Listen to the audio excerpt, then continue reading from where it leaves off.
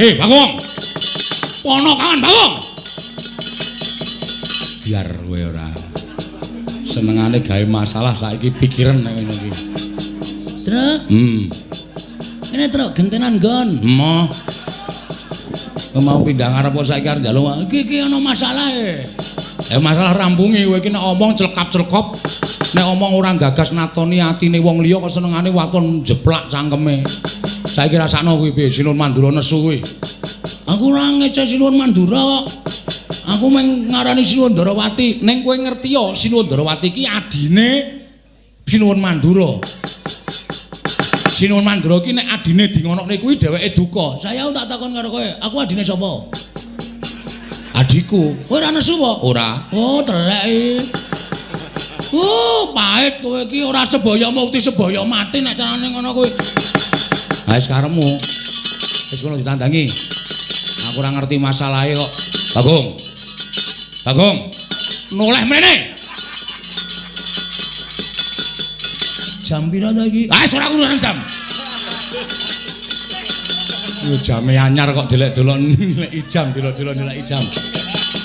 Kowe mau geneman piye?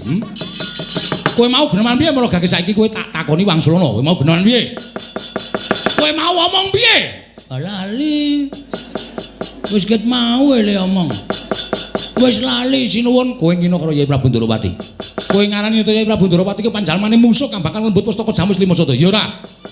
Kowe ngarani Yai Kresna ki panjalmane mungsuh sing bakal gawe cintrakaning para Pandhawa. Iya apa ora? Iya. Wis domongi iya kok dadak iya apa ora? Iya apa ora? Anggepmu apa? Kowe wani ngerwetek gunemamu ngino wareng Yai Prabu Ndarawati anggepmu apa? Mboten napa-napa. Kowe iki derajatmu apa? Kula batur. Yai Prabu Ndarawati Niki ratu. Ing atase kowe batur kok wani ngino karo ratu. Nuwun sewu, sing kagungan asma Sinuwun Ndarawati sapa? Lho, Yai Kresna. Sing tak ece meneng wae kok wong liya geger ki ngopo? Hah? Sing tak ece meneng wae kok wong liya kok geger ki ngopo? Lho, aku kakangne. Truk, kowe kakangku ya, Truk. Udu. Truk. Emoh, ora melu masalah yo.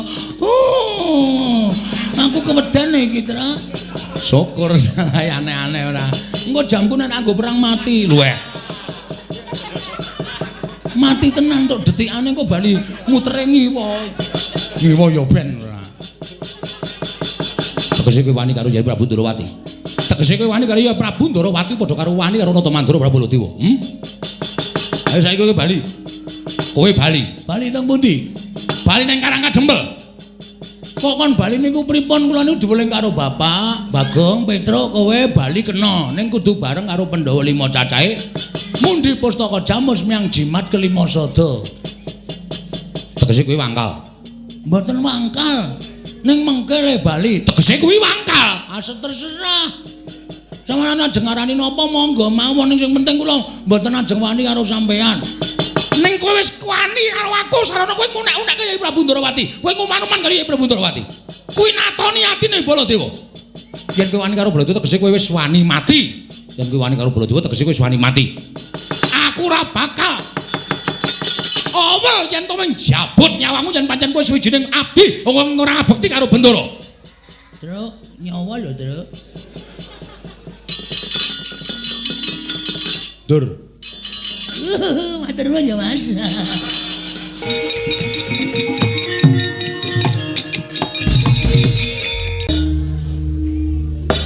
Nyuwun Agung. Mugi ngayomana marang praja Ngamarta sak isinipun. Nuwun mangke Koko Prabu dereng sawetawis dangu rawuh paduka Kanjeng Koko Prabu Ndarawati.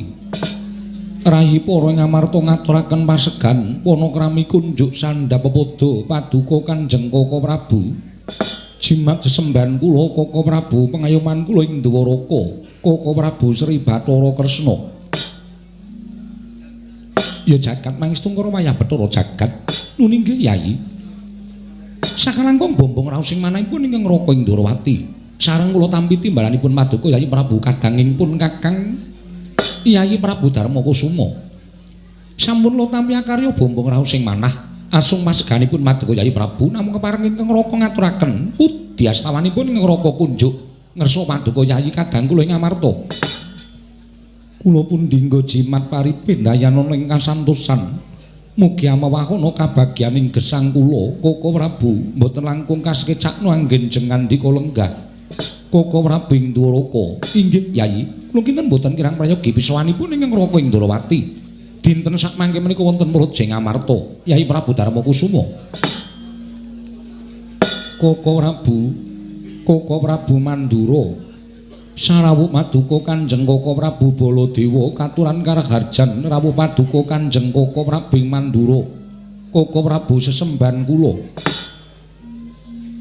Ya jagat pangestungkara wayah Bathara jagat Pathik Indra Jaladewaku. Yayi. Tansah pinanganing kawidadan ring sambi kula sawanipun ing Raka ing Mandura. Mangya widodha sowan kula durga mendhak kula sirna. Namung kepareng ing Raka ngaturaken salam taklimipun ing Raka ing Mandura kunjuk kersa Paduka Yayi Prabu kadang kula ing Ngamarta. Yayi Prabu Darmakusuma. Koko Prabu kula cancang pujaking weni dumawaing wijang urma keting werdaya saestu andadosaken cahya nur cahya daging rakayuwanan. Mboten langkung kasekecakno anggen jengandika lenggah wonten ing madyaning Datula negari Ngamarta. Koko Prabu Yayi Prabu inggih. Sampun boten kirang prayogi pisawanipun ing Raka ing Mandura wonten ing Praja Ngamarta dinten sakmangke menika Yayi. Yayi Prabu Ngamarta.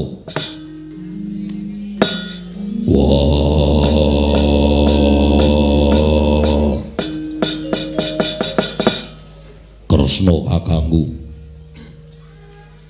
Aku maturake basaku Kadura. Kresna kakangku. Kadanging pun Kakang Dimas Werkudara iya. Siadi ngaturke bakti kalawan pun Kakang wis ndak tampa, ora liwat pangestunipun Kakang Tampanana Bratasena. Ndak gegem dadake jimat. Ora liwat prayoga nunggon mulenggah. Werkudara iya, kaya wis ora kurang prayoga praptanipun Kakang ana ing Praja Ngamarta Dimas Harya Werkudara. Awadene buli kakangku aku ngaturake basaku Kadura. Buli kakangku. Werkudara ndak tampa siadi atur bakti kalawan pun Kakang. Ora liwat pangestunipun Kakang Tampanana Bratasena ndak gegem dadekake jimat. Ora liwat padha prayoga nunggon mulenggah ning Datula Praja Ngamarta. Yo, Werkudara. Kaya wis ora kurang kepenak praptanipun Kakang ana ing Praja Ngamarta dina samengko iki Yayi. Koko Prabu. Nadyan ingkang rayi Madukara pun Arjuna ngaturaken sembah pangabekti kula kunjuk Koko Prabu kekalih. Koko Prabu Indrawati sumawana Koko Prabu Mandura, Koko Prabu Baladewa. Dimas kadangipun Kakang Arjuna ndak tampa, ora liwat pangestunipun Kakang Tampanana. Yo, Janaka ndak tampa. Ora liwat pangestunipun Kakang Tampanana Arjuna. Kula pun dinggo jimat paripe dayana ing kasantosan. Mugi kasekecakno anggen jengandika lenggah Koko Prabu. Yo, Janaka kaya wis ora kepenak. Arjuna kaya wis prayoga praptanipun Kakang ing Praja Ngamarta. Koko Prabu kula ngaturaken sembah pangabekti kula kunjuk. Koko Prabu kekalih kula ngaturaken sembah pangabekti kula kunjuk Koko Prabu. Kembar ndak tampa atur bekti kelawan pun Kakang pangestunipun Kakang Tampanana Nekula Sedewa. Yo, kembar. Ndak tampa sira atur bekti kelawan pun Kakang. Ora liwat pangestunipun Kakang Mandura Tampanana kembar Nekula Sedewa. Kula pun dinggo jimat paripe ndadosna kasantosan. Nggih, kula pun dinggo jimat paripe amawahono kabagyaning gesang kula kasekecakno anggenipun lenggah Koko Prabu. Yo kembar kaya wis ora kurang kepenak. Praptanipun Kakang ana ing Praja Ngamarta. Yo kembar kaya wis prayoga. Yayi kadangku Nekula Sedewa. Nuwun sewu Koko Prabu. Saestu adamel gugup gagap guragapan raos sing manahipun ingkang rayi Ngamarta. Krana rawuh Paduka ingkang boten cecala ingkang saderengipun.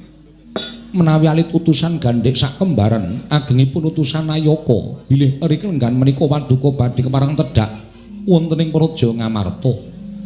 Saestu ingkang rayi nedya ngrakit rata kencana kinarya methuk Paduka Kanjeng Koko Prabu saha nyawisaken Hermawar kinarya miji ampian Paduka Kanjeng Koko Prabu kekalih tandha bektinipun kadang taruna tumraping kadang werda Koko Prabu Indrawati jagat wasisaning Bathara wayah Bathara jagat Yayi. Kula wonten timbalaning ngadawu. Nadyan nembe kawiyos sing pangandikan kemawon bebasan sampun tumplak punjen sinundul buyuh. Bombong manahipun ing Raka Indrawati namung semanten Yayi. Kula suwun tata upacara ing kaprajaning mekaten menika kala wau mboten satrepipun menawi kapisungsungaken dhateng Raka ing Dwaraka. Sabab sampun marambah makaping-kaping kula sowan wonten negari Ngamarta, pangraosipun ing Raka ing Dwarawati menika tan prabéda kula wangsul dhateng negari ing Dwarawati. Malah mangsa kala ingkang sampun ngatetepaken benjang menawi para Pandhawa wonten wekdal ing kamirunggan nedya tetinju dhateng Praja ing Dwaraka. Kaicalna jiga kelawan Pekewa Durgama Sangga Runggi. Ndarawati karengku kados dene Ngamarta Yayi. Matur sembah sewu nuwun ingkang tanpa pepindhan Koko Prabu. Ing mekaten daya-daya kepareng kula cemadung dawuh. Menggah menapa ta sababipun dene Paduka kepareng tedhak wonten ing Praja Ngamarta. Menawi kepareng kawedaring kathah tumunten kababarna. Nanging menawi wadi tumraping para kadang sentana miwah nayaka, monggo kula dherekaken manjing saklebeting kedaton pepanggihan catur netra kelawan ingkang rayi Ngamarta. Kula nedya midhangetaken ingkang tetela nganglungaken jangga nilingaken karna Koko Prabu ing Ndarawati. Yayi. Kula nuwun malih-malih menapa? Sawanipun ingkang Raka ing Ndarawati ing sepisan menika tuwi dhateng kaharjaning kadang-kadang kula para Pandhawa jer sawetawis. Kula mboten pepanggihan kan kadang-kadang kula para Pandhawa nanging raos sing entan bangkit pinambeng. Malah mangsa kala sakmangke wonten tetamba kadang-kadang kula para Pandhawa ngawontenaken pasewakan wonten madyaning Datulaya. Syukur mangayu bagya sekti jumuru. Dene rayi-rayi kula Pandhawa tansah pinayungan kawidadan niring sambi kala. Matur sembah sewu nuwun ingkang tanpa pepindhan Koko Prabu. Wonten ingkang salajengipun Yayi. Malah-malah menapa sawanipun ing Raka ing Ndarawati wonten negari Ngamarta dinten sakmangke estining manah namung badhe nyuwun senjata pitulung tumbak kenceng saking kadang-kadang kula para Pandhawa supados padhang lelampahan ingkang sinandhang ingkang Raka ing Ndarawati Yayi Prabu Darmakusuma Handrah ingkang puspitarum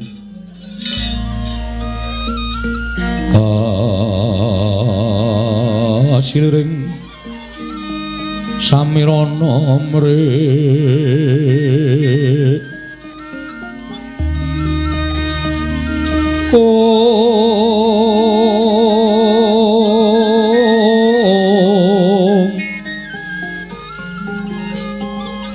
sekang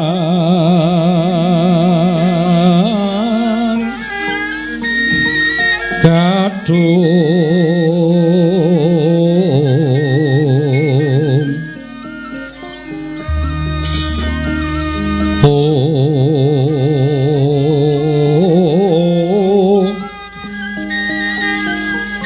ngas kandanya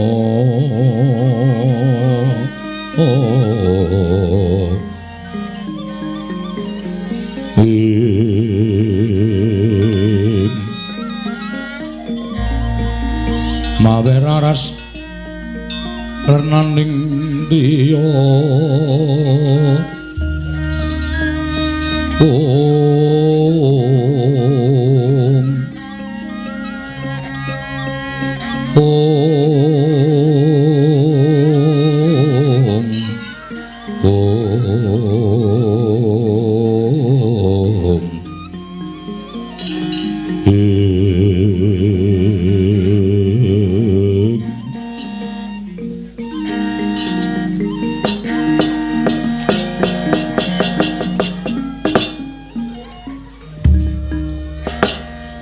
suraos kados pundi Koko Prabu dene Paduka paring dawuh ing mekaten Yayi nuwun sewu malih-malih menapa ing kula aturaken menika jumbuh kalian menapa sedyanipun ing Raka ing Ndarawati ingkang mestinipun Pandhawa menika tansah sumindhi dhateng pangawaos Paduka bebasanipun Pandhawa menika ngendika seklimah tindak sepecak mboten ate kantun tansah tetarosan lan Paduka Kanjeng Koko Prabu namung teka dinten sakmangke wonten wiyosing pangandika Kanjeng Koko Prabu aring dawuh bilih rawuh Paduka nyuwun senjata pitulung dhateng para Pandhawa Koko Prabu kepareng mambabarana ingkang sejati Yayi nuwun sewu wali-wali menapa sampun wonten tigang candra tanggal ingkang dinten sakmangke menika negari Ndarawati kados ketaman welak ing Jawata negari Ndarawati kados ketaman pegebluk Kathah para kawula ingkang enjing sakit sonten ketiwasan, sonten sakit enjing kapraloya. Monggo sampun boten kirang-kirang nggih kula ngupaya Brahmana kuwiku pandhita winasih sewa sugata miyang para nimpuna supados nambak rengkaning praja parandiring katindakaken gagar wigar tanantuk karya. Mangsa kala ingkang sampun ngatetepaken ingkang rayi alampah sarenaritis semek ron raja mula bebantal bata sarimbak. Nalika semanten nampi sasmitaning Jawata bilih negari Ndarawati saged waluya nirmala temah jati, jati temah mulya menawi para Pandhawa ingkang suka sakbiyantu bot repotipun ing Ngraka Ndarawati, Yayi. Nuwun sewu, Yayi.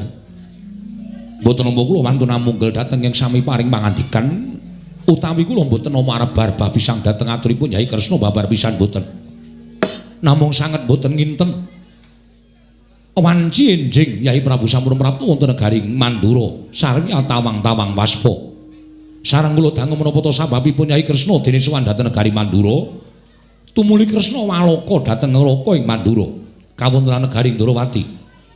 Lan badhe nganti ingkang Ngraka sowan dhateng negari Ngamarta, kinarya saksi tama badhe aturipun Yayi Kresna ingkang kunjuk paduka Yayi Samyaji. Sanget boten nginten bilih negari Ndarawati ketaman pagebluk ingkang madal saliring usada. Langkung-langkung mboten nama kula ngetingal-ngetingalaken labatanipun Yayi Kresna menika babar pisan mboten.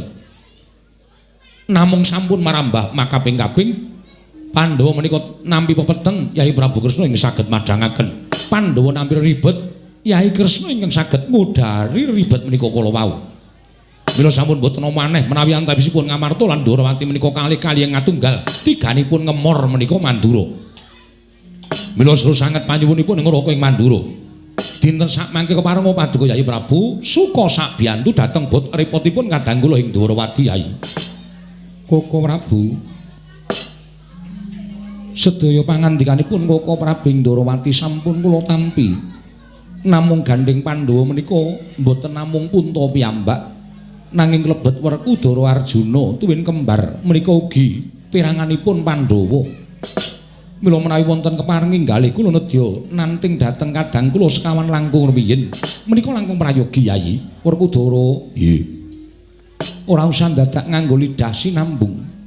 Siadi wis midhangetake apa kang dadi ngendikaning Koko Prabu ing Ndarawati. Nadyan Werkudara mbok dawuhi munggah gunung jegur segara ora bakal wegah watu dados sarana waluyaning praja ing Ndarawati. Werkudara samapta ing gati sawiga ing diri Koko Prabu. Nadyan bebasanipun kula kedah manjing tumangan waton dados sarana waluyanipun negari Ndarawati kula mboten badhe selak. Koko Prabu, nadyan kula kadawan mlampahi ingkang tebih kula sagah waton dados sarana waluyanipun praja ing Ndarawati. Koko Prabu, nadyan kula kadawan beto barang ngawrat kula mboten badhe selak waton dados sarana waluyanipun praja ing Ndarawati. Koko Prabu, Koko Prabu paduka midhanget piyambak kesaganipun para kadang. Waduh, Yayi, handadosaken suka marwata suta manahipun ing Ngraka ing Ndarawati. Ing mekaten daya-daya kula aturi paring dawuh menggah menapa ing kedata tindakaken dening para Pandhawa Puntadewa mboten badhe selak. Yayi, nuwun sewu. Mantres sabdaning Jawata ingkang sampun kula tampi bilih negari Ndarawati saged waluya nirmala temah jati menawi para Pandhawa ingkang suka sakbiyantu bot repotipun ing Ngraka ing Ndarawati. Wondene sabdaning Jawata ingkang sampun kula tampi negari Ndarawati saged padhang tumuli oncat saking pepeteng menawi negari Ndarawati kedah tinumbalan pusaka Ngamarta inggih menika pun pustaka Jamus miyang jimat kelima sada, Yayi. Lenglengeng driya mangungkung mangungkung ganduan rimang lelena tanpa kanin yen tantulusa amangku sang Dyahutama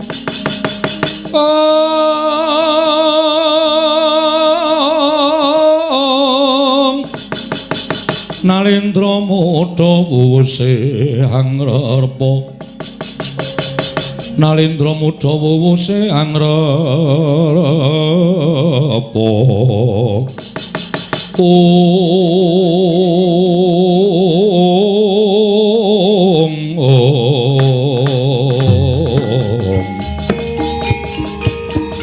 langening kalangkuan aglar pandan moncar tinon lir kekonang surem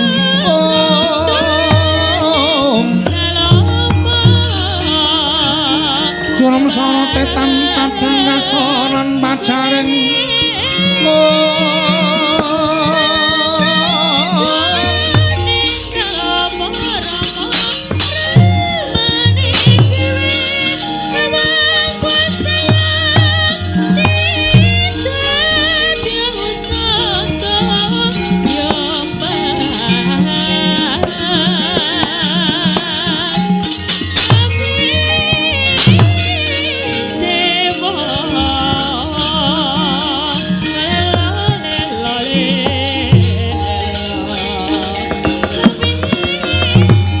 Madyaning pasakan negari Ngamarta. Sanata ing Ngamarta Prabu Darma Kusuma midhanget sabdanipun ing Raka Indrawati dadi legep jroning galih. Nalika semanten kasaru geger madyaning pasewakan. Katrenjo sawanipun utusanipun Kelurahan Semar Badranaya nenggih Kelurahan Petruk Kanthong Bolong ingkang nganthi ing ngrayi Kelurahan Bagong. Minggah Datulaya nyerpepek pindha sata matarangan kaya kagiat kang samya mulat.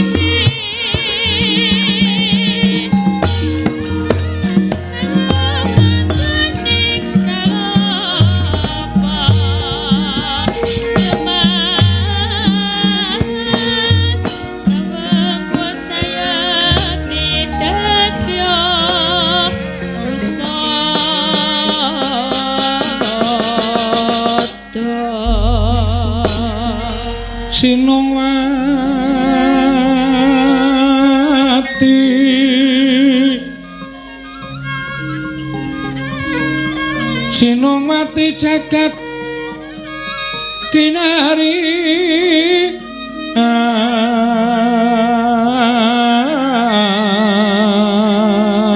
among Mbak lumembak ombak ing samudra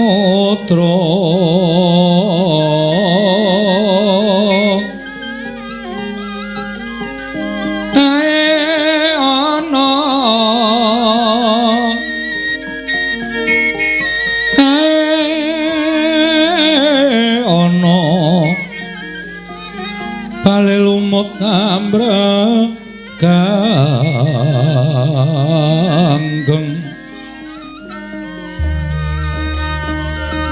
awita denceng-dencengan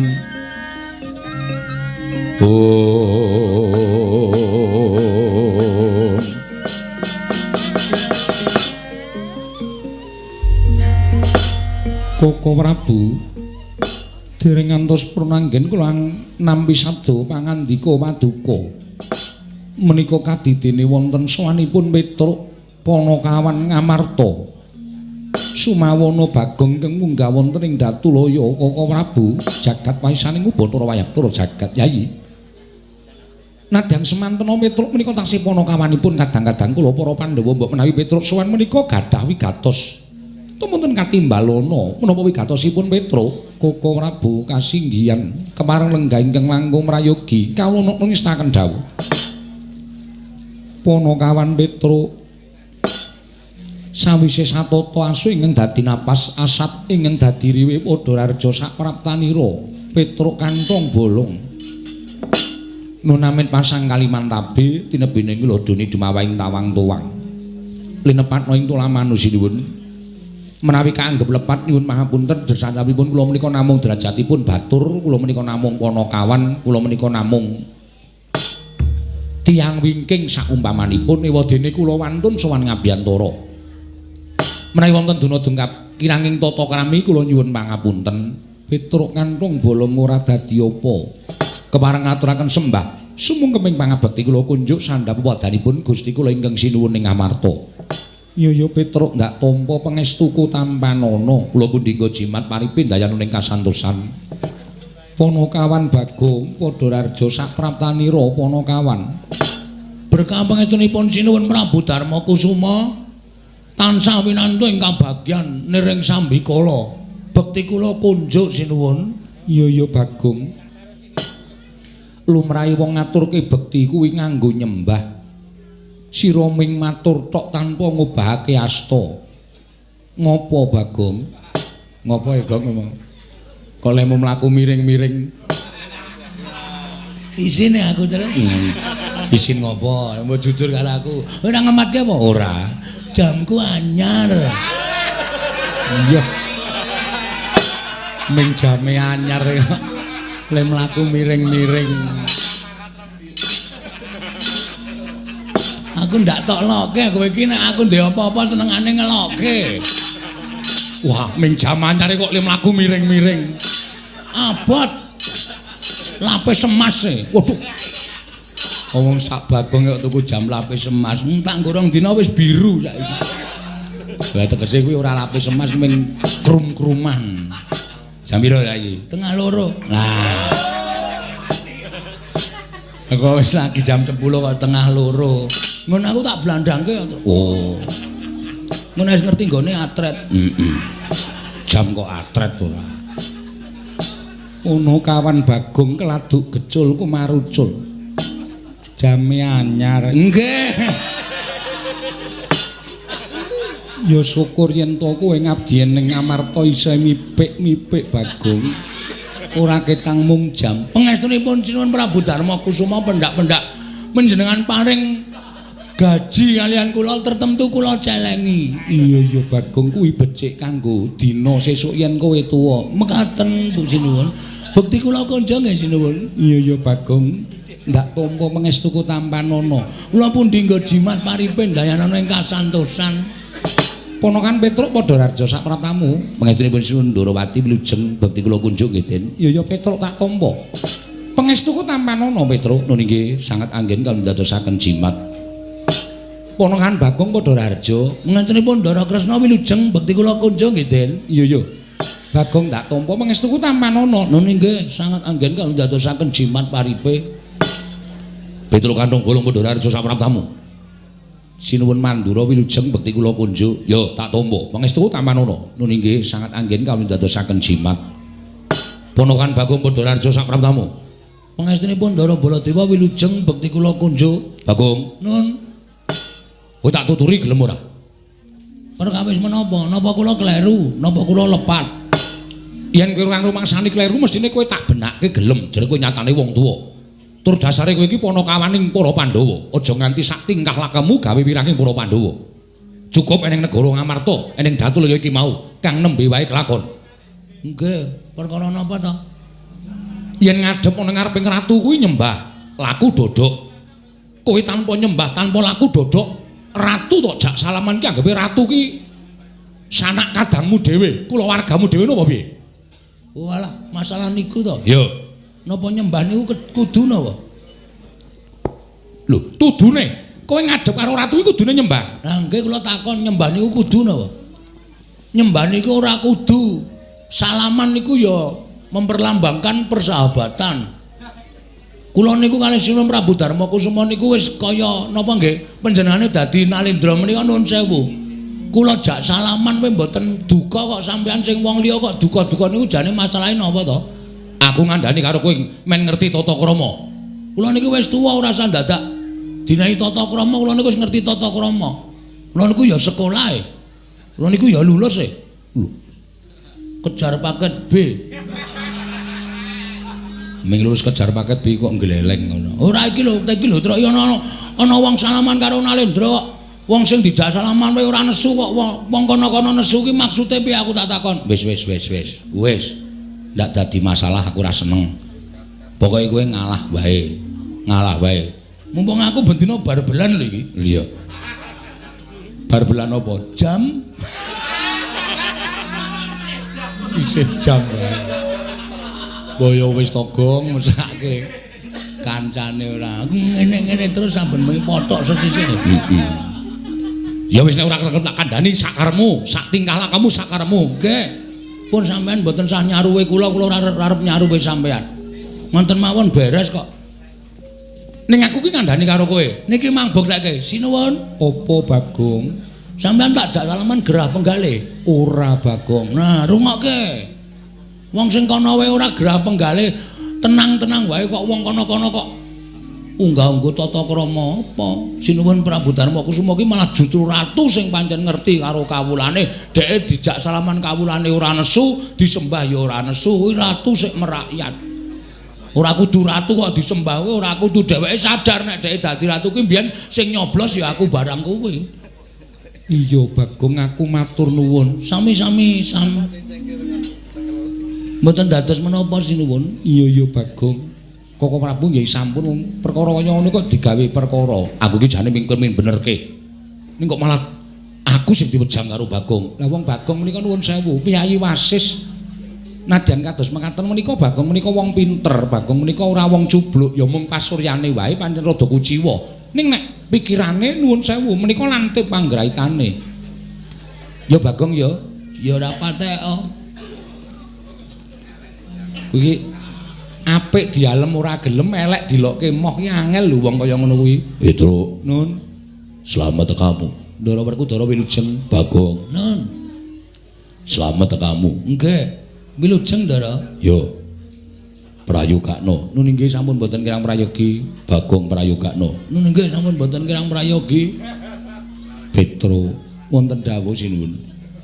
Padhararja sapraptamu wilujeng dereng sambikala bekti kula kunjung nggih Den. Iya Petro Bagong Padhararja. Nggih Ndara. Pun sawetawis mboten rawuh teng Karang Kadempel nyambangi para panakawan. Iya. Pun wonten 3 sasi niki sampean mboten rawuh teng Karang Kadempel. Wah, wis panakawan do golek papan pendelikan. Mergane ngopo? Sampeyan mboten rawuh teng Karang Kadempel niku sing dadi dayohe Semar Gareng Petro Bagong niku mung debt collector. Iya sesuk aku tak tekan Karang Kadempel. Mengko tak rampungane. Alhamdulillah, Truk, beres, Truk. Petro Raharja sapraptamu, Panakawan Raharja sapraptamu. Wilujeng Ndarana Kulasewa bekti kula kunjuk. Wilujeng Ndarana Kulasewa bekti kula kunjuk. Ponokawan wonten dawuh sinuwun. ana wigati apa dene jeneng para sowan mongko tanpa tinimbalan apa saka karepmu dhewe apa saka diutus bapakmu Semar. Sampun kepareng matur. Iya wis ndak keparengake. Matur sembah nuwun. Kepareng aturaken tebah Siti Sekul bilung teling kron klapa. Apunten ambek bilih wonten lepat kula nggih kula munjuk atung sapa paduka Gusti kula ingkang sinuwun. Kaya ora dadi ngopo Petro. Ingkang sepisan sowan kula menika ngaturaken sembah pangabekti ndungkap angka kalih. Sowan kula menika mboten saking pikajengan kula piyambak, namung kula menika dapur dipun utus. Dipun utus Bapak Semar Badranaya.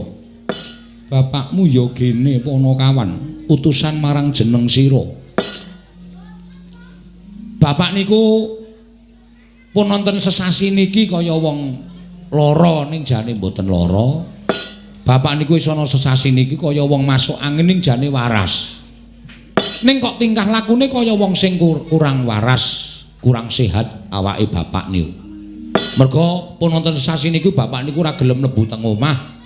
Ming teng ajeng griya tenguk-tenguk longok-longok dicaosi daharan ora didahar, caosi unjukan ora diunjuk. Mongko nek dalu ya ora gelem sari teng lebet griya, anane ming kemul ajeng griya.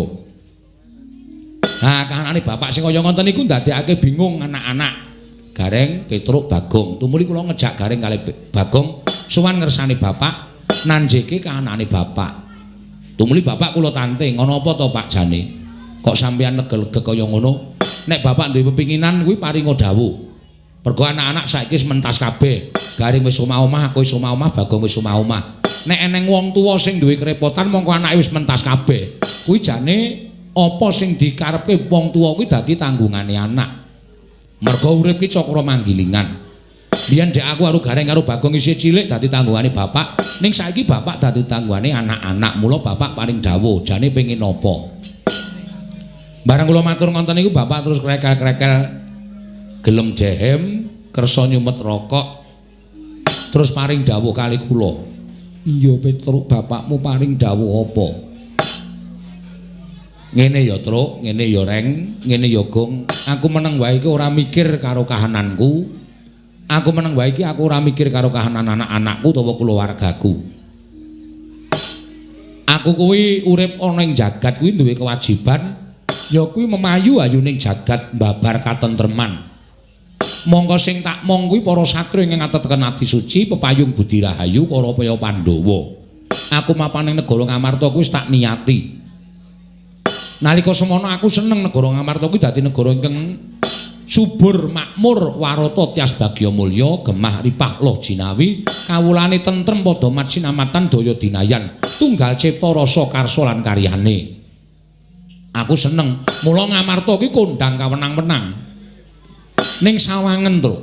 Saiki Ngamarta dadi ora padha kaya mbiyen. Ngamarta kawulane padha regejegan, sithik-sithik padha bentak sirah, sithik-sithik padha gelut mung perkara barang sing sepele. Mongko nggone regejegan kuwi ora kok karo wong liya, malah karo sanak kadang mitra kawruh tangga teparu mung perkara barang sing sepele. Lah kanan sing kaya ngene iki tak anggap yen to Ngamarta ki menanu kawulane krisis kamanungsan utawa krisis moral. Papan-papan pangibadan ora diparani, papan-papan pasinaon ora ditekani, sing ditekani papan-papan maksiat. Mula kahanan kaya ngene iki nek tak nengke wae, nek nganti Ngamarta rusak, gedene Ngamarta kuwi rubuh. Sing diluputke dudu sapa-sapa ning Semar. Semar ora iso momong negara Ngamarta kanthi becik lan apik. Mula kanan sing kaya ngene iki kudu tak rampungi, Aku kudu iso mbalekake negara Ngamarta kuwi mujudake negara ingkang adil, makmur, warata, tias bagya mulya. Kawulane tentrem, kawulane ayem, ora ana tumindak sing nalisir saka angger-angger pranataning hukum negara Ngamarta. Mengkono Petruk, nggih. Lah, sranane aku pengin bangun pura kencana, Truk. Kaget kula. Semar niku wong sekeng, Semar niku wong ora duwe, Semar niku wong melarat. Kok arep bangun pura kencana wis iso diwestani. Pura niku papan, kencana niku barang sing larang utawa kencana niku Mas Jamrut Hergeni menika wujudipun kencana. Apa ya Bapak iso? Kose kowe aja salah tampa, Truk. Aku bangun pura kencana ki ora kok bangun papan sing magrong-magrong dumadi saka Mas Mutiara Jamrut Hergeni iku ya ora.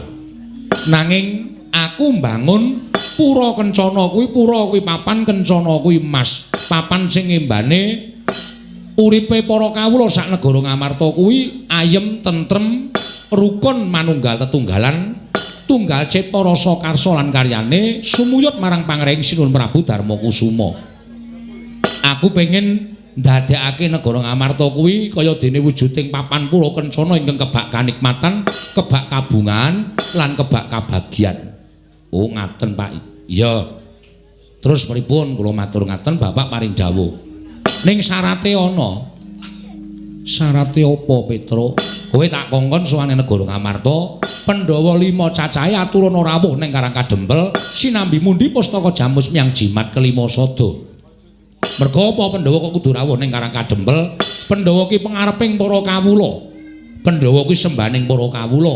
Nek kawula kepengin ayem tentrem, Pandhawa aja wegah caket kalian para kawula. Merga kawula ora butuh dibiyuki brana picis, kawula ora butuh dibiyuki bondo donya. Ning kawula butuh dicaketi atine, dicaketi rasane supaya rumangsa yen to raket karo pangarepane, wekasan padha sengkut gumregut mbangun praja, mbangun negara Ngamarta saengga gegayuhanku iso kasembadan. Ngaten menika keparingipun Bapak Semar.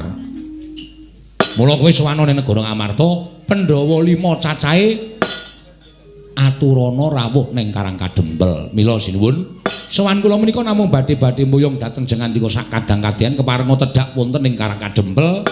Mastuti dhateng ngendikanipun Bapak Semar Badranaya. Matur sembah nuwun cekap semanten atur kula. Monggo kula hangarantu dhateng sabdanipun Sinuhun Prabu Darmakusuma. Petro, Nun. Gegayuhane bapakmu kuwi pancen bener, apik lan becik ngono nggih.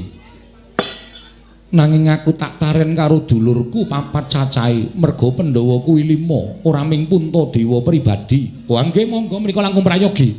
Menika ingin dipun pestani musyawarah menika ngaten menika. Menawi Sindara Werku Ndara Janaka Ndara Klasdewa kersa rawuh teng Karang Kadempel, ah niki ateges gegayuhane bapak bakal kasembadan. Werkudara, nggih. Si Adi wis midhanget ature Petro. Wis, penemune si Adi piye? Petro, Nun, yen bapakmu bakal bangun Pura Kencana, kuwi gegayuhan sing luhur. Malah yen kepara matur karo bapakmu, yen butuhake Prabeya, butuhake apa wae, aja metu saka bapakmu. Ning metu saka Jodipati, aku ora bakal wegah cucul kanggo kasembadan gegayuhane bapakmu. Alhamdulillah. Matur suwun Ndara Janaka pripun? Petro kanthong bolong ora ming Jodipati. Yen perlu aku bakal sabiyantu kelawan bapakmu, ya lahir, ya batin Petro. Jan matur sembah nuwun. Ndara Klasdewa pripun? Petro kanthong bolong aja kuwatir. Yen pancen ragat saka Jodipati lan Madukara isih kurang, yen perlu sawu jajar kasatriyanku digadhekke dhisik ora apa-apa. Kanggo ragat bapakmu Petro. Estu menika? Iya Petro. Alhamdulillah matur sembah nuwun. Ndara Sedewa, iya Petro aku ya ora bakal wegah. Apa sing dibutuhke bapakmu aku bakal nyukupi. Gegayane bapakmu mau luhur Petro. Matur sembah nuwun tanpa pepindhan. Jan kelakon penjangkane bapak. Ngetokke nek ndara-ndara kula Pandhawa menika nuwun sewu mboten lali dhateng menapa ing sampun dipun tindakaken bapak. Nyatanipun bapak menika sangat ageng lelabetanipun kaliyan para pepundhen kula Pandhawa. Petro dalem aja seneng dhisik. Lho lha pripun wong sedaya pun sarujuk kok. Panjenengan kantun bidal kula kantun mangkat, ndara-ndara kula Pandhawa nggih kantun tindak. Kok tasih paring pangandikan mengko dhisik? Merga bingung rasaku Petro. Sebabe Koko Prabu Ndarawati rawuh mrene, Koko Prabu Baladewa rawuh mrene kuwi uga mbutuhake pustaka jamus miyang jimat kelima sada. Lho. Sinuwun Ndarawati. Iya Petro. Mula yen to aku nuruti karepe bapakmu, doh nyono cerak nyono padha mestani yen to Ratu Ngamarta kuwi mencla-mencle ora iso dicekel gunemane. Mongko rawuhing Koko Prabu luwih dhisik tinimbangane kowe. Ngerti Petro, nadyan kuwi wong liyan kebrayan nanging yen to luwih dhisik kudu tak dhisikake. Nadyan kuwi sedulur kula warga. Yen to tinemu mburi ya kudu tak ladeni tinemu mburi.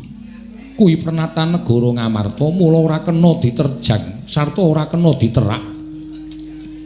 Sing gedhe pangapuramu Panakawan Petruk, Pandhawa kudu ngrampungi negara Ndarawati dhisik, mengko sawise kuwi budal ning Karang Kadempel sinambi mundi pustaka Jamus kelima sada. Waduh, Gong, mulih le. Mulih piye? Ora entuk gawe. Kok osi? Iso. Kok iso? Lah iki sinuwun Kresna luwih dhisik rawuh, sinuwun Baladura luwih dhisik rawuh, mbutuhke pustaka Jamus miyang jimat lima sada. Ardiasta ning Ndarawati. Sinuwun Ndarawati kok mbutuhke pustaka Jamus lima sada argo ngopo? Ndarawati ketaman pegebluk Bagong, bisane waluya nirmala temajati jati temah mulya. Yen to ditumbali pustaka Jamus miyang jimat lima sada. Oh. Piye? Awak dhewe kalah dhisik kok. Pernatan Ngamarta ki sapa sing dhisik didhisikke, sapa sing keri dikerekke. Mula wis ayo mulih. Ora usah dadak awak dhewe piye-piye engko ndak malah dadi geger, mulih wae matur karo bapak nek sowane awak dhewe kalah dhisik karo Sinuwun Ndarawati. Sik terus. Kowe arep ngopo? Nek entuk aku tak omong nang ngarep kono, nek entuk ning aku ki nek omong ya mek ngawur. Ning kadang kala omong aku ki sok bener. Heeh. Terus aku tak sik matur. Lah aku Kowe pindah mburi. oh iya. Ning ora gawe masalah lho, Gong. Ora, aku ki ya tak ati-ati nang kraton kok ndak malah kesalahan meneh. Mergo nek gawe masalah iki dudu nggonmu, iki ning kraton Ngamarta. Wis ngerti. Ya. Alon-alon ya. Alon-alon ora usah kuwatir. Iya. Panakawan Bagong arep matur apa? Niki ngenten sinuwun. Gandeng Petruk niku nuwun sewu, SDM-e rendah. Dadi Petruk niku mboten iso omong secara napa nggih? Apa? Sing pinter ngene lho, sing mletek pikire. Iya Bagong, kowe arep ngrembug apa? Kula ajeng matur sanesipun Sunan Prabu Darma Kusuma supados atur kula menika kinarya panglimbang. Panglimbang penggawe panjenengan supados dipun gelar lan dipun gulung sampun ngantos klintu anggenipun netepaken sewiji-wiji. Wah, edian. Pek mau, Gong. Meneng kowe madang wae. Oh iya. Rasa gagas aku kowe. Iya, iya. Disekecake. Perkara apa, Bagong? Nuwun sewu, Sinuwun Prabu Ndarawati wau paring pangandikan nek negara Ndarawati ketaman pegebluk. Iya pancen mengkono, Bagong. Terus bisane waluya nirmala temajati yen to ditumbali pustaka Jamus nyang jimat lima sada. rong perkara niki ajeng kula rembug.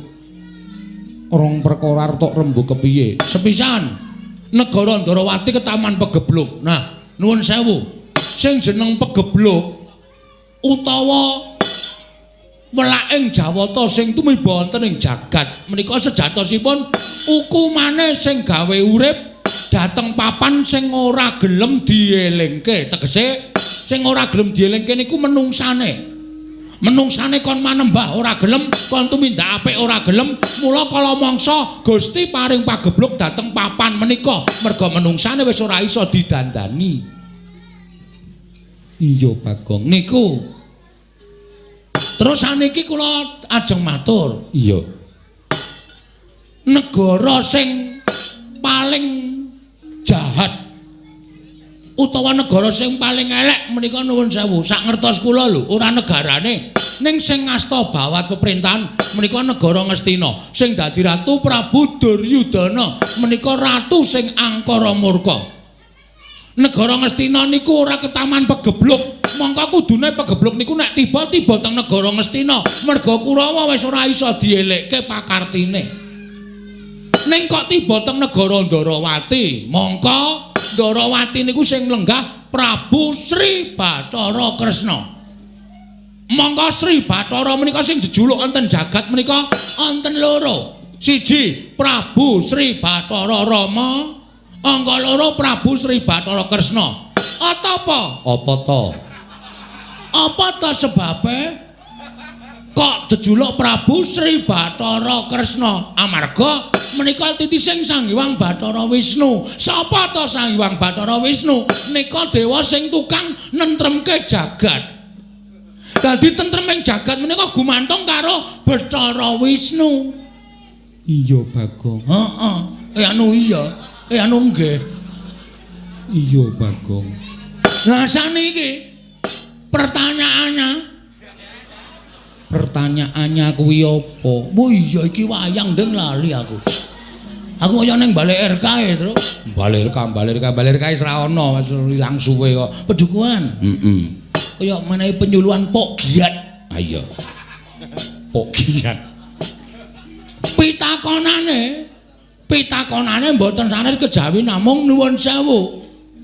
Negara sing ketunggon Prabu Kresna titis Sang Hyang Wisnu kok ketaman pegeblok. Niki napa mboten langkung prayogi dicek dulu. Dipresani rumiyin. Ngoten. Perkara mengke ketaman pegeblok saestu menapa mboten masalah. Sing penting ditiliki riyen, aja nganti kleru dalan. Mengko nek kleru dalan gegetun mburi niku pun mboten nonton anu jenenge napa jenenge ora ana asile, udu asil. Mboten wonten prayoganipun. Ketoke ya udu kuwi, Kang. Heeh, sik lagi mikir aku. Mboten wonten apa, Bagong? Sik to. Anu napa ginanipun. Nah, mboten wonten ginanipun. Iya. Terus saniki kula tak takon. Pustaka Jamus Klimasada menika estunipun boten kok pusaka panjenengan tok. Mboten namung pusakanipun Sunan Prabu Darmakusuma sak kadang-kadang Pandhawa gangsal cacahipun. Ning niku pusakane bangsa Ngamarta, pusakane kawula Ngamarta. Nek Ngamarta kelangan pustaka Jamus Klimasada menika para kawula badhe ketuyang-tuyang uripe. Mulai ngawur ketuyang-tuyang ki apa? Ketuyang-tuyang ki apa? Pokoke rekoso lho, Tru. Nek bahasane wis dodong. Ketoyong-toyong. Rekoso uripe, tanduran ora bakal tukul, uripe masyarakat ora ayem. Luwe-luwe Pandhawa nek kelangan pustaka Jamus Klimasada niku sapa wonge sing ora seneng karo para Pandhawa, nek ajeng damel cintrakaning para Pandhawa, ngibarate angel mijet wae ngranti suwe banyu sinaring. Ngoten. Terus saniki kula tak nyuwun prisa. Nek saniki terus mung dienggo tumbal. Monggo nggo tumbal niku apik-apike mung dipendhem. Ateges pustaka Jamus Klimasada menika mboten wangsul dhateng para Pandhawa. Ingkang mekaten Pandhawa badhe kecalan pustaka Jamus Klimasada. Iya bener apa, Kang? Mangke riyen kula dherek rambung. Iya sakarepmu Bagong. Terus saniki perlu dipenggalih. Nuwun sewu, saniki niku akeh wong nyilih anu nyewake sandangan wayang wong. Iya. Saiki akeh wong nyewake sandangan, akeh wong pinter sulapan, akeh wong pinter apus-apus. Nuwun sewu, kula mboten ngarani. Nuwun sewu, ya nek iki nek Kresna tenan. Nek udu, ayo. Upama niki panjal maning mungsa. Niki panjal maning wong sing ora seneng karo para Pandhawa mung arep gawe cintrakaning Pandhawa sarana nyuwun ngampil pustaka Jamus nyang Jimat Klimasada. Terus Pandhawa kelangan pustaka Jamus Jimat Klimasada. Terus wong sing ora seneng niku wau ajeng gawe cintrakaning para Pandhawa. Apa ora cilaka? Ngoten. Sampeyan niku dadi ratu aja ning paningal lair tok, ning paningal batin kedadi wong akeh. Amarga saniki akeh telik Mangendrajala ingkang badhe andhasta pustaka Jamus Klimasada, mung kepengin kenggonan pustaka Jamus Klimasada nganti membo-membo sanak kadang, membo sedulur niku perlu dipenggalih. Sabab nek mboten ngoten, kula mboten truk jojokane kon mandeg truk. Iya. Nek tak-tok-tak-tok aku omong wae. Nganti kentekan akal aku. Heeh.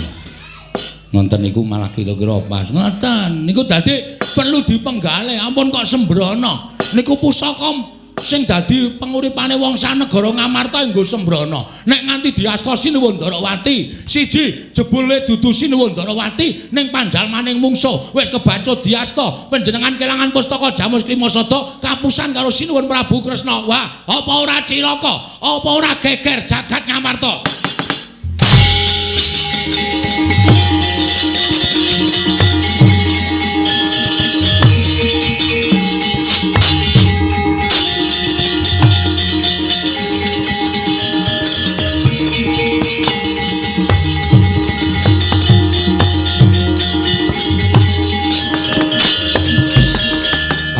paning jajalanat iblis lanat sukertaning bawono. Wah, derajate ping batur kok drangap-drangap nerweteh kaya bedhe sing mundhup pategalan drewi kok grojogan sapi. Bagong. Pono kawan Bagong. Biar kowe ora senengane gawe masalah saiki pikiran nek ngono iki. Truk. Kene truk gentenan gon. Moh. Mau pindah ngarep kok saiki arep njaluk. Iki ana masalah e. Masalah rampungi kowe iki nek omong celkap-celkop, nek omong ora gagas natoni atine wong liya kok senengane waton jeplak cangkeme. Saiki rasakno kuwi piye Sinuwun Mandura nesu kuwi. Aku ora ngece Sinuwun Mandura kok. Aku meng ngarani Sinuwun Ndarawati. Ning kowe ngerti ya Sinuwun Ndarawati iki adine Sinuwun Mandura. Sinuwun Mandura ki nek adine di ngonokne kuwi dheweke duka. Saya tak takon karo kowe, aku adine sapa? Adiku. Kowe ora nesu apa? Ora. Oh, telek iki. Pahit kowe iki ora sebaya mukti sebaya mati nek carane ngono kowe. Ha wis karepmu. Wis kono ditandangi. Aku ora ngerti masalahe kok. Bagong. Bagong. Noleh mrene. Jam pira ta iki? Ah, ora urusan jam. Jame anyar kok delek-delok nilai jam, delok-delok nilai jam. Kowe mau geneman piye? Kowe mau geneman piye mulo gage saiki kowe tak takoni wangsulana. Kowe mau geneman piye? Kowe mau omong piye? Lali. Wis ket mau le omong. Wis lali sinuwun kowe ngino karo Yai Prabu Ndarawati. Kowe ngarani Yai Prabu Ndarawati ki panjalmane mungsuh kang bakal lembut pustaka Jamus Lima Sada. Ya ora. Kowe ngarani Yai Kresna kuwi panjalmane mungsuh sing bakal gawe cintrakaning para Pandhawa. Iya apa ora? Iya. Wis domongi iya kok dadak iya apa ora? Iya apa ora? Anggepmu apa? Kowe wani nyrweteh gunemamu ngino wareng Yai Prabu Ndarawati anggepmu apa? Mboten napa-napa. Kowe iki derajatmu apa? Kula batur. Yai Prabu Ndarawati niki ratu. Ing atase kowe batur kok wani ngino karo ratu? Nuwun sewu, sing kagungan asma Sinuwun Ndarawati sapa? Lho, Yai Kresna, sing tak ece meneng wae kok wong liya geger ki ngapa? Hah? Sing tak ece meneng wae kok wong liya kok geger ki ngapa? Lho, aku kakangne. Tru, kowe kakangku ya, Tru. Udu.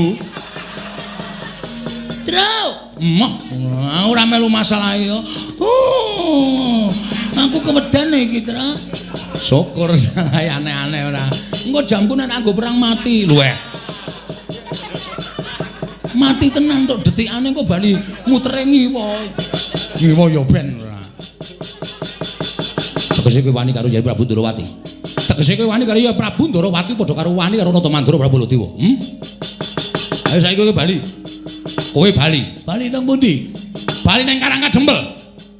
Kok kon bali niku pripun kula niku diweling karo Bapak, Bagong, Petruk kowe bali kena ning kudu bareng karo Pandhawa lima cacahe. Mundi pustaka Jamus Myang Jimat kelima sada. Tegese kuwi wangkal. Mboten wangkal. Ning mengkele bali. Tegese kuwi wangkal. Asal terserah. Sampeyan ajeng ngarani napa monggo mawon sing penting kula mboten ajeng wani karo sampean. Ning kowe wis wani karo aku sarana kowe ngunek-unekke Yai Prabu Ndarawati. Kowe nguman-uman karo Yai Prabu Ndarawati. Kuwi natoni atine Baladewa. Yen kowe wani karo Baladewa tegese kowe wis wani mati. Yen kowe wani karo Baladewa tegese kowe wis wani mati. Aku ora bakal awel yen to menjabut nyawamu yen pancen kowe suwijining abdi wong ora ngabekti karo Bendara. Truk, nyawa lho, Truk. Dur. Matur nuwun ya, Mas. Dapure. Lawan, jangan takut. Iya, tenang wae. Somong ra iso ngrampungi. Jam berapa iki? Jawa tetel tenan lho, Kong. Ora ngisul-ngisul ngarep omong. Merke apa kuwi? Cross. Wo. Nyeketan 1000 ngono. Pamerke sing penting klip-klip. Sing penting klip-klip. Ana mutiara kudu mutiara kuwi meng imitasi. Petro, nun. Aku butuh karo Bagong. Bagong adik kula. Nun sewu. Nek perkara sampean belani karo rayine, kula yo belani karo adik kula. Ning kula pikir napa sing dingendikake Sinuwun Mandura utawa sing dikandhake Bagong niku kabeh nyata, kabeh ana buktine. Nyata ana buktine piye? Ndarawati kok taman pegebluk niku nek cara kula mokal kelakone. Tur langkung-langkung pustaka Jamus Klimasada kok arep didadekke tumbal niku mongko nggo tumbal niku api-apike ming dipendhem. Niku kula ora gathuk, kula ora mathuk, kula ora condong. Mula napa sing dikandhake Bagong niku kabeh kula itung-itung pancen bener. Sinuwun ngamarta aja nganti sisip maringaken pustaka Jamus Klimasada. Nek nganti kleru niki mangke kriwikan dadi grojokan geguyon dadi tangisan. Wah, dalah yen ngono wis pidak jempol karo adimu kowe ngetek senggeranggon nebu sauyon karo Bagong. Lho, niki adik kula. Ing nang rayu dunak-unekke kali Bagong kowe panjenengan ora trima. Apa meneh adik kula ajeng mang mateni sampean wis ngendika. Nek kowe ora gugu karo Baladewa, aku ora owel mateni karo kowe Bagong. Lah niki perkarane wis nyawa. Niki perkarane wis nyawa. Nek kula kelangan Bagong, kula lara ati kula. Kula ora duwe kanca dienggo gara-gara ya, Gong. Heeh. Rumangsane anggepe apa? Nyawa nggo dolanan. HP we mati do bingung golek ces-jes. Apa? Ces-jes. Ces-jes ora. Oh jenenge to? Mbok ora ngerti aku ora. Engko kandhani ya to. Heeh, engko nek bar perang. Ngono niku. Mula saiki kowe bali yo. Bali pripun? Kowe bali yo kandha karo bapakmu. Kandha karo bapakmu. Bapakmu ki wong sekeng, bapakmu ki wong ora duwe, bapakmu ki wong melarat. Semar ki mengkere karo bangun Pura Kencana ki bapakmu ki gablek apa? Kon ngilo karo gitoke, kon nyawang karo cengele. Wong melarat karo bangun Pura Kencana ki bapakmu ki ora nyawang karo kahanane. Wo la iki. Gong, siap. Oke. Dadi perang tenan iki. Oh, aku tak bali. Lho. Iki dadi perang kok aku tak bali wis dadi perang tenan. Wis siap, ora wedi ora usah kuwatir. Urip yo nggo ngopo bendina ming parani bang plecit. Esuk 2000, awan 2000. Sore 2000, sedina 6000 boros e, Tru. Aku apa-apa tok predike kok. Mulane yo ngrekoso uripmu. Nuwun sewu. Nek sampean ngunekke Petruk niku wong melarat, wong ora duwe monggo. Nek sampean ngunekke Petruk niku wong sekeng, wong sing mung derajate batur monggo. Nek sampean nyandak bapak niki selain perkarane. Gitu perkarane. Nuwun sewu. Kula ora ngajeni karo sampean mergo sampean ora tata krama karo Petruk. Arepa Petruk nimping kawula cilik sampean kudu tata krama karo kula mergone sampean kalah tuwa karo Petruk. Unggah-ungguh tata krama dienggo. Ning sampeyan wis ora nggunakake tata krama, sampeyan nggunakake bapak wong kere, wong gedibal, wong 17, wong elek nyolok mripat. Kula ora trima. Lho, wani karo Baladewa sing nawedeni apamu. Apa dumasamu aku wedi karo kowe? Basa terus cerewet ngomong ngono. Nuwun sewu, kudune sampeyan tak basani. Ini mergo saka tekon sampeyan watak sampeyan sing ora wangun dibasani, nyuwun pangapunten kula basa karo sampeyan. Nggo ngopo kula basa karo Prabu Baladewa? Nek sampeyan senengane ngendak karo wong cilik, nek sampeyan senengane ngidak-idak karo wong cilik, sampeyan ngasake dadi derajat pangkate duwe derajat pangkat nganggo mekutha dijeluk Prabu Baladewa. Nuwun sewu, Den. Derajat pangkat niku mboten wonten artine napa-napa. Sampeyan kali kula niku di mata Tuhan itu sama. Sing bedake derajat karo pangkat. Derajat karo pangkat sampeyan sesuk ora nggo ngadep ngersane sing gawe urip. Bapak niku ya padha derajate karo sampeyan. Lha sampeyan aja ngece karo bapak. Bapak ki nek gelem dadi dewa niku derajate luwih dhuwur saka sampeyan. Kok sampeyan ngonekke bapak kere, bapak gedibal 17, bapak wong elek nyolok mripat. Nika ketoke nika mung derajating Panakawan ning kae nika titising Sang Hyang Bathara. Sapa, Gong? Ismanto. Ngawur to. Sapa? Anu sapa? Ismidianto. Du. Kok nganggo is kok? Heeh. Aku ya sok nyelok si is ngono. Sapa jenenge? Wah, sapa sok lali kok. Ismana. Udu. Iki cepet to dipikir ndak engko lele padu ndak selak ilang. Dipikir cepet Ismaya. Nika Sang Hyang Bathara Ismaya niku kakangne Bathara Guru. Nika nek gelem urip teng kayangan niku pangkate luwih saka sampeyan, derajate luwih saka sampeyan. Kok sampeyan iso ngonekke Semar wong kere, wong gedibal 17, wong elek nyolok mripat saka ndi? Saniki kula tak takon karo sampeyan. Sampeyan sadurunge dadi ratu niku uripe teng pundi? Sampeyan sadurunge dadi ratu niku uripe teng pundi? Sampeyan dititipke Demang Sagopa teng Widara Kandhang. Biyen upama Demang Sagopa niku blaka, Kakrasana enten teng Widara Kandhang, sampeyan pun mati dirajang-rajang karo Kangsa. Bareng sampeyan saniki urip dadi ratu kok karo kawula cilik kok ngidak-idak. kok semangkean kok. Hah? Terus. Mulai pucet wong itu. Terus wae suarane terus nek kowe iso menang wah gleleng lho terus. Iya, santai wae kok. Aja santai. Sing tenanan kok santai. Ha iya maksude iki alon-alonan wae yo. Kok tak takon. Saniki manggenahke pripun? Ajeng pripun kula manut? Petruk nek wis kaya ngene, wis ora wedi apa-apa. Kula agal ya wani, alus ya wani, padang ya wani, petengane ya wani. Iblis lanat. Mboten iblis niku tenan. Tak gawe saya mboro. Sapa sing cilik gedene sangkul kadetaning bala menang boyong pustaka jamus miang jimat lima soto. Napa? Sapa sing cilik gedene iso ngukuli kadetaning bala dewa boyong pustaka jamus miang jimat lima soto. Piye, Gong? Saguwi. Rasa suwate. Saya mboro perang ya. Saguwi. Wis ta, ora masalah. Engko sing maju kowe. Piye? Wani ora? Aku rada tratapan nek wedi ora. Nek wani kok wani karo sinuwun. Sampeyan ngunake pripun? Tak gawe saya mboro perang. Sapa sing cilik gedene iso kuwi kaditaning Baladewa wenang boyong pustaka jamus lima soto. Oke. Semono uga aku. Sampeyan boyong pustaka jamus kelima soto. Manglangkai batange Petruk. Lho we. Piye gelem ora? Moh kok aku ora. Aku mung tak omongke. Ben kowe cepet mati ndasmu kowe ora. Cepet mati. Dudu nang kene papane wong neter kadhe medal Jawi, kula dereke ndara medal Jawi. Yo!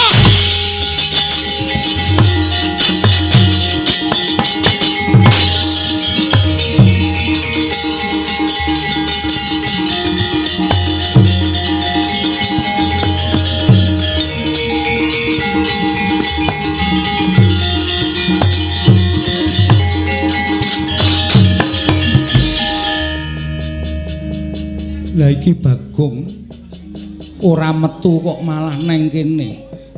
Mbok yo gek metu. Weh, metu kok disusu-susu. Metu ya sak penake. Alon-alon ya suwe-suwe metu. Iya cahe dian. Omongane celekap-celekop. Semen. Niki kula men bingung kok sinuwun. Bingung perkara apa? Petra wis entuk mungsuh Prabu Baladewa. Lah terus kula kene ngopo? Nganggur.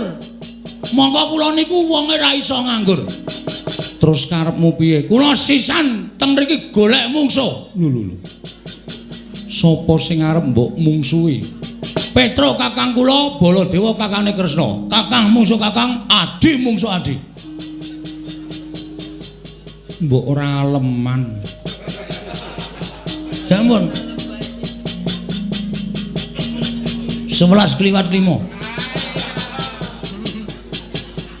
jam bae rumah saya. Koko Prabu wonten dawuh Bagong nantang kalian Koko Prabu. Lho, Bagong? Nun. Kowe nantang aku apa piye? Nek sampean selo ora ana acara. Oke. Lho, nek pancen nantang karo aku ayo mengo ndene, madhep rene, aja madhep rono. Oh siap. Padake wong loro saudon telu saurupan. Tak pikir-pikir tok sumbering perkara niku saka sampean. Lho, kok aku ngopo? Sampean nek ora negarane ketaman pegeblok tanah lamun nyilih pustaka jamus lima soto. Kenapa pegeblok ora kuwi dudu kuwasaning Kresna. Kuwi pareng sing gawe jagat. Mula aku ora duwe kuwasa nolak kalon pegeblok mau Bagong. Wis pokoke kula ngluputke sampean. Nek ana apa-apa Petruk nganti cilik lara gedhe tekaning pati. Ora ana wong sing tak incer selawane urip ana ing jagat kejaba mung Ratu Ndarawati. Lah yen kowe arep ngincer karo Ratu Ndarawati saiki sisan dirampungi. Oke. Padake wedi aku. Dirampungi cara piye? Kowe nantang karo aku sing tak wedeni apamu? Dudu ning kene papane wong Bangayuda. Ayo metu njaba. Piye? Metu njaba. Aja eman-eman. Metu njaba eman-eman aku.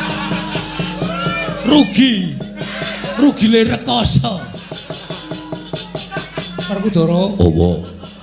Mbok iki tulung geceken ndase iki lho.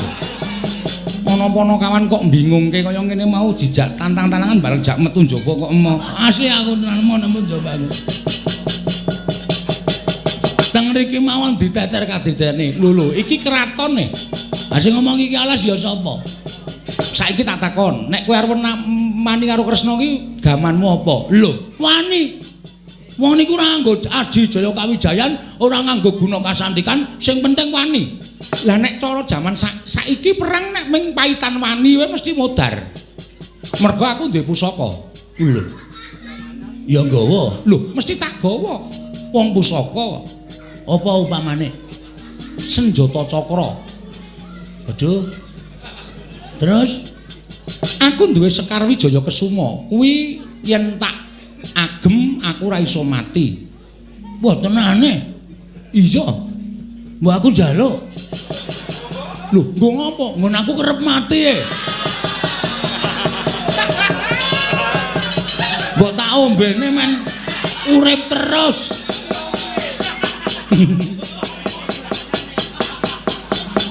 Kowe iki wong edan wong iki pusaka kok padake pil.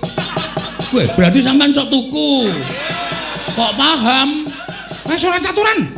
Gah karo kowe. Sono metu kono. Nggih, ngapunten mung guyon sinuwun. Iya, ya aku ya ngerti watakmu kok nggih. Pun sinuwun kula tak nyuwun pamit nggih sinuwun. Iya ya Bagong sing ati-ati. Nun nggih. Kula tak medal jawi tak ngelekke Petro kok wani karo Prabu Baladewa mungkin ndak kuwalat. Iya ya Bagong sing ati-ati. Sampun nyuwun pamit. Surtiti ati-ati duga-duga digawa Bagong. Nun nggih, kula tiyang sepuh mboten sadelingke. Sinandrawati nyuwun pamit ngapunten men guyon. Iya ya Bagong sing ati-ati aja kaya bocah cilik. Nun nggih. Pun nggih, Den? Yo sing ati-ati. Nun nggih. Pun nggih, Janaka. Iya sing ati-ati Bagong. Ndarane kula Dewa kula nyuwun pamit. Iya Bagong sing ati-ati, Bagong sing ati-ati. Bali saya ya. Nggih, Ki Lurah ngatos-atos. WA-mu isih sik mbiyen kae to? Tasih. Engko tak chatting. Oh nggih, ngestakaken dawuh. Ngestakaken dawuh. Menawa ana perlu apa to apa. Kowe ora isih nyinden to? Tasih. Menawa aku kurang sinden barang. Nek kurang sinden tak pateni ning dalan kowe tak kabari. Wong edan. Sampun nyuwun pamit sinuwun. Sing ati-ati aja kaya bocah cilik. Mengke nek kula mboten ngelekke Petro ndak malah ora rampung-rampung kedadeane. Pareng sinuwun. Iya Bagong. Pareng sinuwun. Iya Bagong sing ati-ati. Pun nggih, Den. Yo sing ati-ati. Wong Petro niku nek nesu wis angel-angel kandhanane tenan. Kandhane angel tenan Petro. Nek wis muni muring-muring wah, ning nek kula teka cep klakep. Rawani omongan. Petro nggih watake brangasan. Wah, wis pokoke ngeri lho. Kawon nganten mawon kula nek crita ndak malah kedawa-dawa. Iya ya Bagong sing ati-ati. Nun nggih, pareng nyuwun pamit. Sing ati-ati aja kaya bocah cilik. Nun nggih, pareng nggih sinuwun. Iya Bagong sing ati-ati.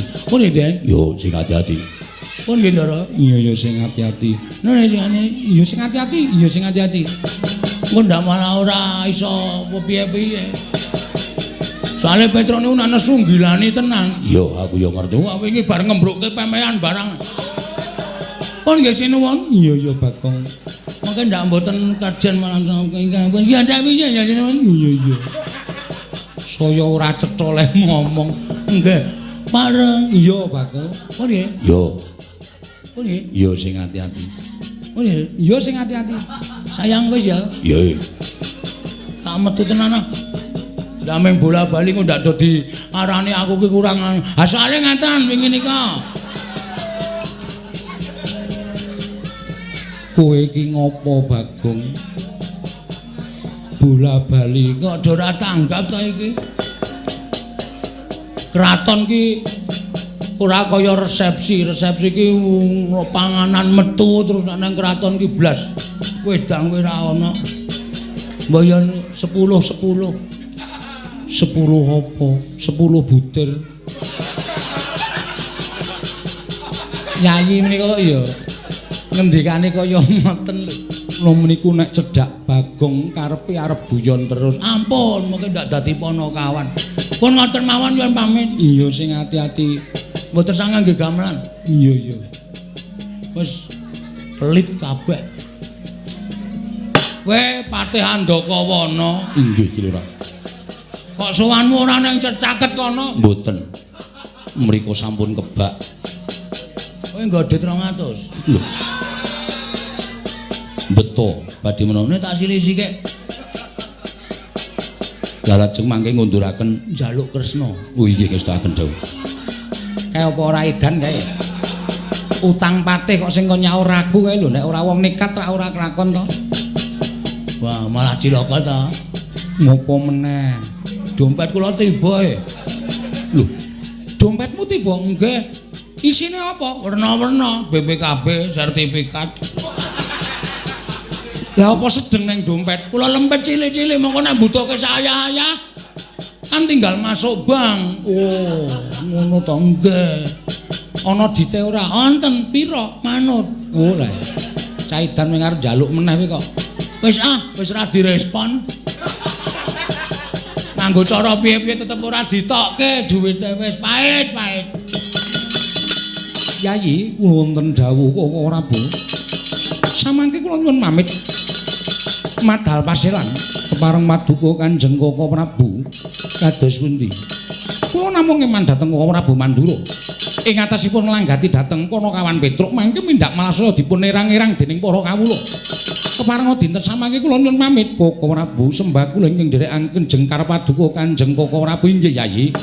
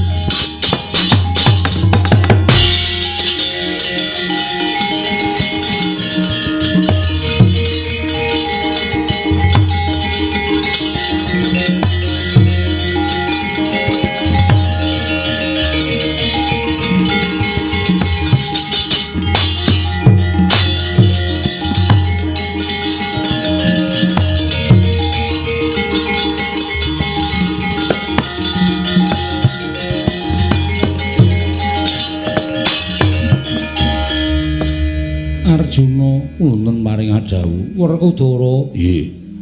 pun ngakang bingung paran ingkang kudu ndak aturi pustaka jamus miyang jimat kelima sada.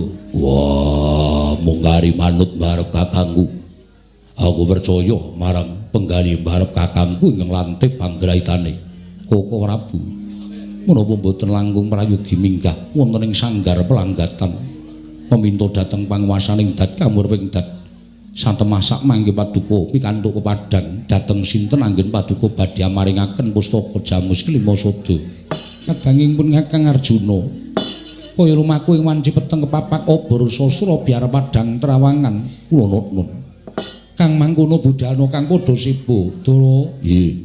tatanan para kawuluran Wadyabalaja ngantos ingkang kasempyok ing aradan krana pangamuking Koko Prabu Mandura. Yo esone dawuh. Pun ngakang nedya manjing sanggar pelanggatan meminta Siing Bathara ngakarya luka. Mbarep kakangku. Nestu padha dawuhing mbarep kakangku. Budalna kang padha seba ingsun kundur ngedaton kaya wis ora ana dawuh maneh. Purna gatining paranggilan. Sanadyan kundur kedaton jeluk saking dampar kencana kinapit gambaran gading kadhiraken saengganing peromban cedi manggung ketanggung Joko paloro-loro. Ingkang sami ngampil upacaraning keprabon. Kawis tinggal saking Mandura tindak nyusri Naranata.